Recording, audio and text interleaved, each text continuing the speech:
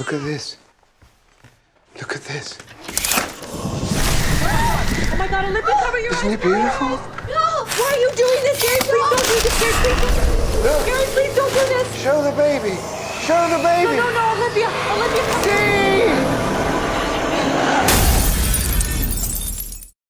Oh boy, where do we even start? 20 minutes. That's all it takes to see that Turd Box is an indecisive, overstuffed piece of flaming horse asshole that attempts to shove as many B-list actors into a poorly written script as it can, while barely using any of them to actually accomplish anything. It pretty much only manages to entertain through the memes it inspired. Natural selection at its finest. The problems with Bird Box are so obvious that the main character literally has to warn us at the beginning of the movie. It's going to be rough. It's going to feel like it's going on for a long time, so it's going to be hard to stay alert. It's going to be even harder to be quiet, but you have to do both. You have to do every single thing I say, or we will not make it. Did she just become fucking self-aware like a certain character from another convoluted, overly edgy, Netflix-produced dumpster fire? What the fuck is Netflix? Sitting at a whopping 2 hours and 4 minutes, Bird Turd is a film that's too up its own conceptual ass to see that it's getting fat. And if you're triggered by me fat-shaming a movie, you're probably retarded. There isn't a hard and fast rule on how long a movie should be, but you should at least use each minute wisely, so the film doesn't end up feeling like a huge waste of time. But Bird Box doesn't give a shit about wasting your time. The film is so jam-packed with pointless scenes and stupid, irrelevant characters who don't do anything for the story that it's basically a big purple alien away from being the Avengers. Now, before I pull down my pants and blow my load on how much of a turd box Bird Box really is, here's a short summary. Mallory, a single pregnant woman who confuses being strong with being a total bitch, visits her stereotypical Indian doctor with her gratuitously character-foily sister, Jess. One's sarcastic and depressed, one's happy and annoying. We get it! All of a sudden, invisible leaf ghosts attack LA, forcing people who gaze upon them to suicide themselves. After that, LA traffic dies down, there's no more long lines at In-N-Out, and everyone lives happily ever after. Mallory finds shelter in a house full of survivors, all from different demographics. Black, white, brown, old, nerdy, and whatever the fuck John Malkovich is. With a gay Asian thrown in the mix, it's hard not to see this cast as an obvious attempt to meet diversity requirements. Throw a handicapped person and a furry in there and you'd have diversity bingo. Right off the bat, we're hammered with walls of unnecessary exposition, delivered through newscasts that all seem to be simultaneously broadcasting the same headline. I mean, does she not have any other fucking channels? She literally flicks through one channel after another and it's all fucking news. Alright, if I nitpick every little thing in this movie, this video is gonna take fucking forever to export. Mallory being a painter does nothing for the story. Jess won't stop talking about horses. Mallory isn't affected at all despite looking directly at the creature that's messing her sister up. Why would Douglas and Lydia not go to their own house instead of the house of the neighbor who they're trying to sue? Machine Gun Kelly being in the film at all. Lucy giving a shit about Felix's drug use when there are literal fuck tons of people dying outside. This fucking line. We are so fucking fucked. That Eric thought was so good he had him say it twice. So fucking fucked. How rapey Felix is in this scene. You never know. The way Douglas drinks his booze in this shot. What the fuck? This shamelessly gratuitous sex scene. And how do they not notice for 2 whole seconds? The door is super audible. And how did Tom see anything? The door closed before he came out of his room. How blindfolded Tom says he'll check the windows and proceeds to walk directly to the fucking windows. How Gary has normal eyes despite being indoctrinated. And why the fuck would an indoctrinated crazy person need to put on music before he starts fucking shit up? That was only about half of what I wanted to bitch about, but that felt good. Now that we got all the fun stuff out of the way, let's talk about the main issues. In the beginning of Turd Box, we were introduced to Mallory as a sarcastic tough broad who was basically alone in the world. Her trust issues are so fucked up that she's reluctant to let even her own fucking baby into her life, let alone anyone who didn't pop out of her vagina. So why then does she turn into a pile of pudding when it comes to Tom? I mean, all he had to do was give her a few diapers and show her his necklace and she was ready to let him touch her unborn child. Mallory allowing Tom to touch her pregnant belly might seem like an innocuous little moment, but it in fact is a total reversal of character. Keep in mind, she was just ditched by her baby daddy. Her sister committed suicide via garbage truck, and all of a sudden she's in the mood to trust? And it's not like she changes into Miss Emotionally Available after this moment. She literally names the kids boy and girl because she's so afraid of forming connections. Her allowing Tom any kind of belly access is not only a huge deviation from her Ice Queen personality, personality, it also undermines Tom's contributions later in the film. You take the kids to the boat and you go. I'm not leaving you. His sacrifice in the latter half serves as a turning point for Mallory to realize the importance of forming bonds. If Mallory is doting and trusting before that point, then Tom's actions lose their impact and the moment is cheapened to just another noble black guy sacrificing himself in a horror movie. But to be honest, I'm not even surprised. Bird Box is stuffed to the gills with contradictory or thinly written characters. Take Felix, for example. He spends the beginning chunk of the film bitching about how everyone's gonna die and how stupid it is to leave the house. It's a death wish. I have the training, it'll be fine. But right when there's food and supplies in the house, he fucking leaves? Or Lucy, who tells ultra rapist Felix to fuck off, Not a chance. only to let his bird in her box just a few short scenes later. I would go on bitching about her character, but that's about all there is to work with. We know next to nothing about her besides the fact that she is a police trainee, which literally never factors into the plot. This is true for too many of the characters. Aside from a few throwaway lines and smacking Douglas in the head with a vase for making too much goddamn sense, Cheryl is basically non-existent in the story. Gay Greg's only purpose in the film was to have a house with security cameras and be Asian. And sure, Trevant Rhodes' portrayal of Tom gives him a genuine feeling of kindness, but that's more credit to his performance, not the writing. The only character who has a consistent personality and goes through an actual character arc is Douglas. To be fair, a lot of Bird Box's river scenes were actually really great. For example, the scene in which Mallory is sexually harassed by hillbilly Louis C.K. is not only an exciting and action-packed scene, but also a great way to show the creature's ability to indoctrinate people instead of killing them. I've seen what? I've seen the truth! The scene of Mallory in the abandoned hospital uses atmosphere to leverage how desperately Mallory wants to protect her kids. And the scene where Tom stays behind really nails home the sacrifices the characters had to make to ensure that anyone survived at all. All of the above are thrilling, tightly written scenes with little to no dialogue that deliver the plot through action and atmosphere, and most importantly, none of them have Cheryl. If Bird Box was made up of scenes like this, the viewer would have questions that'll keep him engaged the whole way through. But no, no, no. The film had to force in more than a dozen silly-ass flashback scenes that look straight out of some bad sitcom. I love this song. Me too. Me too. Me too. I've never actually heard it before.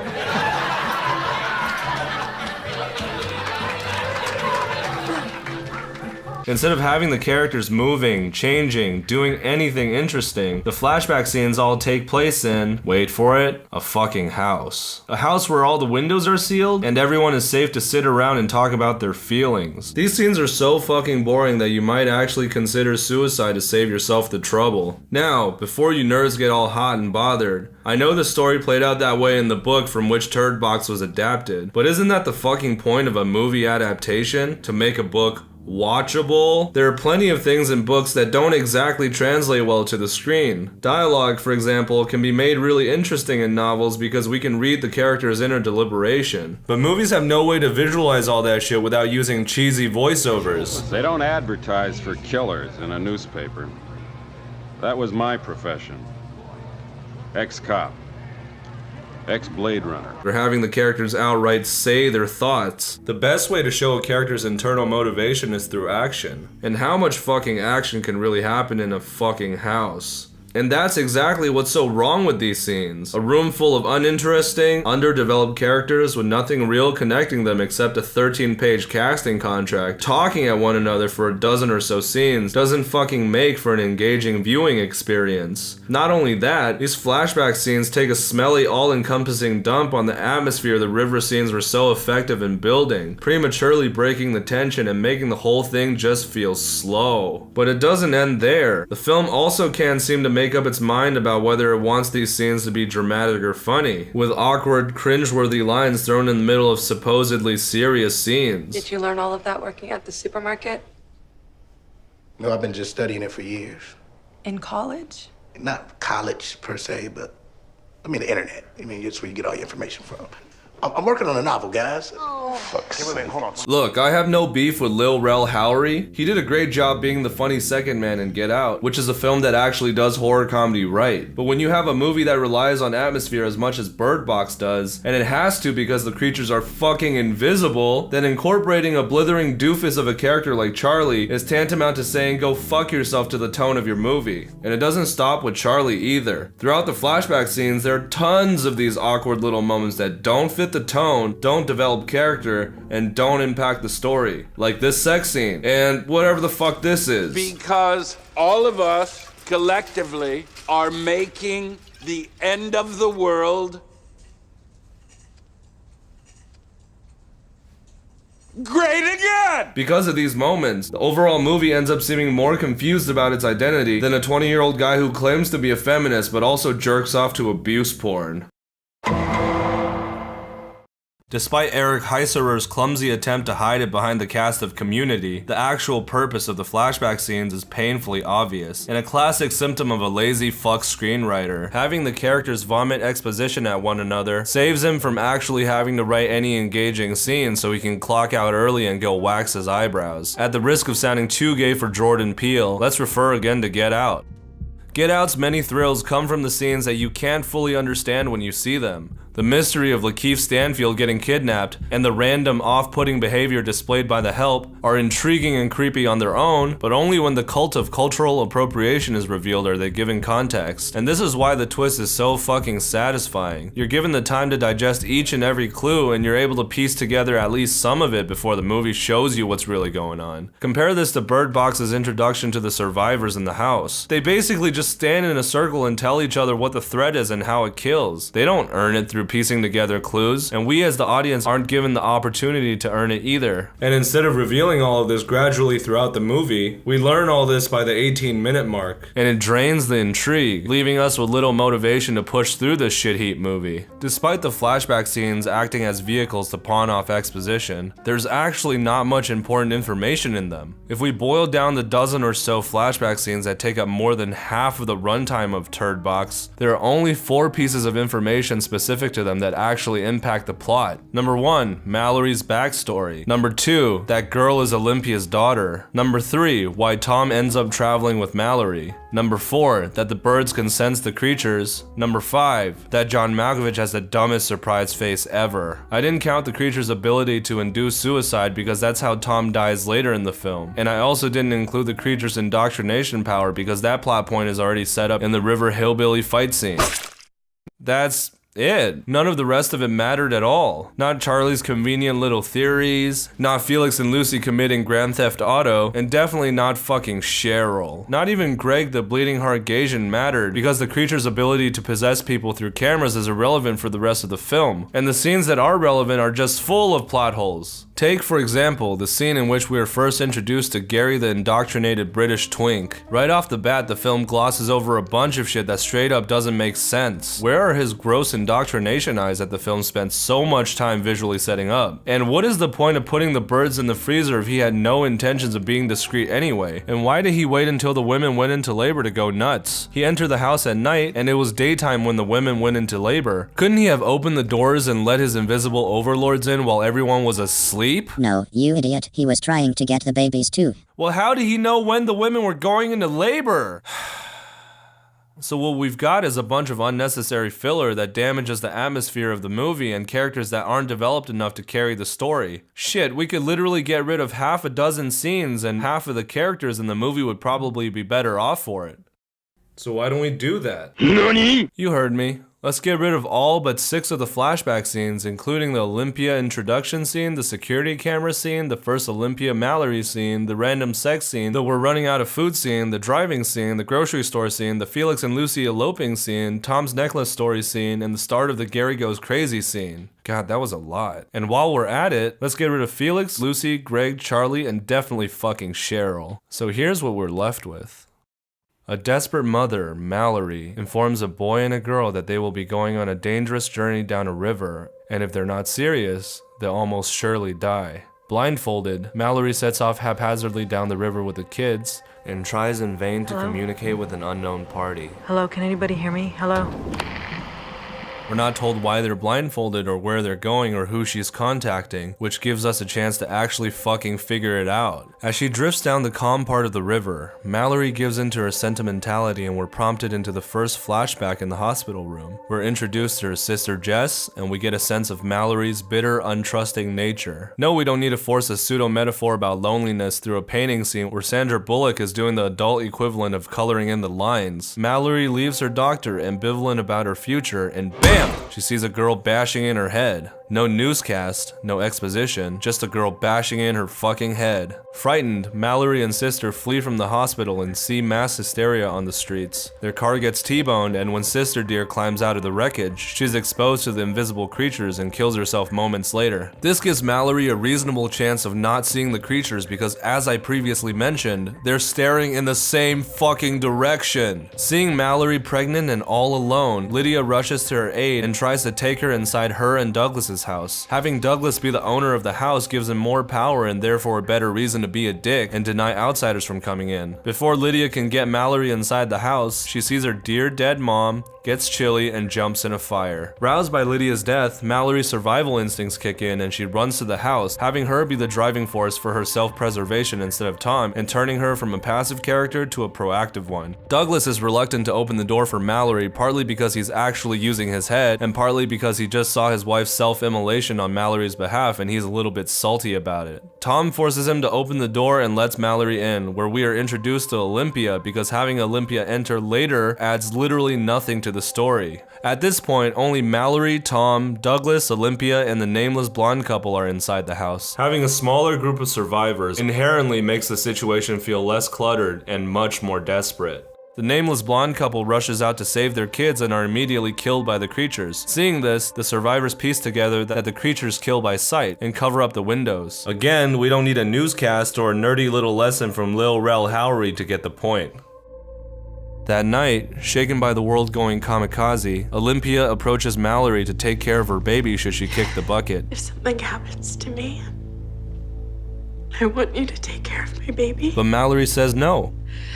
No, It's your baby, no. Why would Mallory want her stupid baby when she isn't even sure about her own? Mallory leaves Olympia, and instead of stumbling upon a Bang Bros shoot, she finds a cage full of birds screeching because of the creatures looming outside. Douglas totally looks like the kind of dude who would have birds. The birds lead us back into the present, with Mallory feeding water to her birds as she continues making her way down the river. She hears someone calling out to her from the mist. You guys need some help?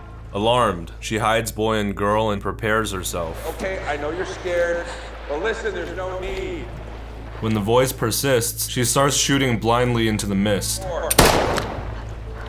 Suddenly, the indoctrinated hillbilly attacks her, but she escapes after macheteing him in the neck. This is enough to set up the indoctrination power of the creatures. With his dying breath, the hillbilly delivers his cryptic final words and sinks into the river. After that, we say fuck you to all the flashback scenes between this river scene and the next and go right into... Disoriented by the hillbilly attack, Mallory loses control of the boat, which crashes into the wreckage of the truck. Boy falls over along with all the food and blankets. Desperate to keep Boy warm, I'm cold. We're gonna get you warmed up, okay? Mallory hears the wind chimes and rows to shore. She finds an abandoned hospital and finds some blankets inside. The creatures appear. Girl leaves the boat to find Mallory. She encounters the creature, Mallory? and is subsequently yelled at by a desperate and scared Mallory. If something happens to me, do not try and help me. Forget about me and try and save yourself. Do you understand? Say it. If something happens to me, what do you do? You save yourself. Say it. Say it. I saved myself. You save yourself. Like I said earlier, the scene is great, so we're not going to touch it. Flashback to Mallory, alone in the kitchen. Douglas joins her, indulges his alcoholic tendencies, and sheds some light on who he is and what he believes. My second wife said she no longer feared going to hell because it couldn't possibly be worse than being married to me. Think I would have loved them. Maybe. And then Lydia. Third time really was the charm for me. She was the kindest person I ever met. But I'm here and she's gone, and you know why that is? Because in the end, there are only two types of people, the assholes and the dead. Mallory disagrees. About the assholes and the dead? I hope there is more. Here's to hoping there is more.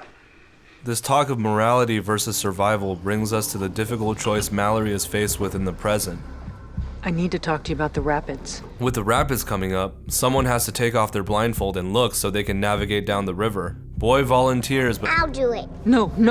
I'm the one who will say who looks, okay? I say it. at this point we are not told which child is Mallory's and which child is Olympia's, but we can guess based on the kid's hair color. Boy is her son, and girl is Olympia's daughter. If Mallory had accepted Olympia's request earlier, then she would have a duty to be fair and her decision would require much less force of will from her character. But if she refused, then the decision becomes a battle between her selfish desire to protect her own flesh and blood and her duty to do what is right and fair, and that makes this moment much more interesting.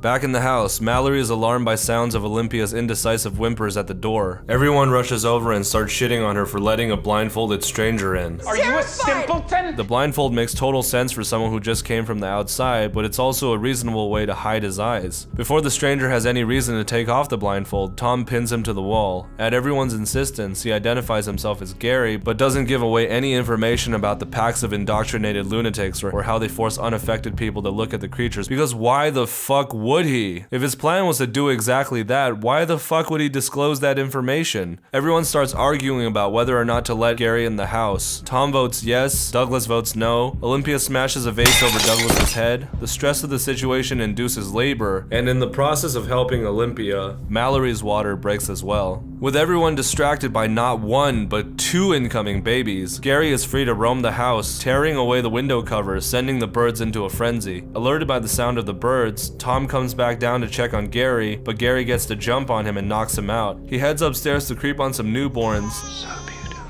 and send Olympia to an ugly end. Before Gary is able to get to Mallory, Douglas rouses and comes to the rescue, completing his arc from jaded asshole to somewhat less jaded asshole. Gary tackles him and stabs him to death, but is ultimately finished off by Tom. Tom goes to Mallory and hugs her to calm her down. In the wake of being the only two survivors, Mallory realizes how much she doesn't want anyone else to die. A much better motivator for her and Tom's relationship than some silly story. Frightened but grateful, Mallory lets Tom hold her baby.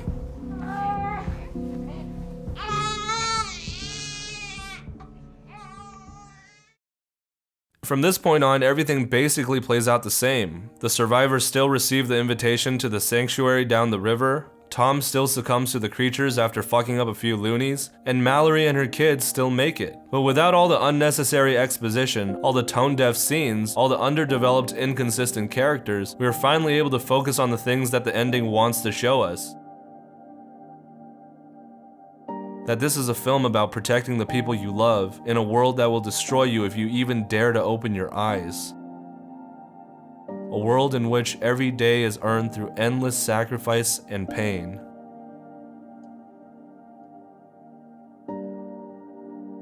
But even in this world, glimmers of hope still exist.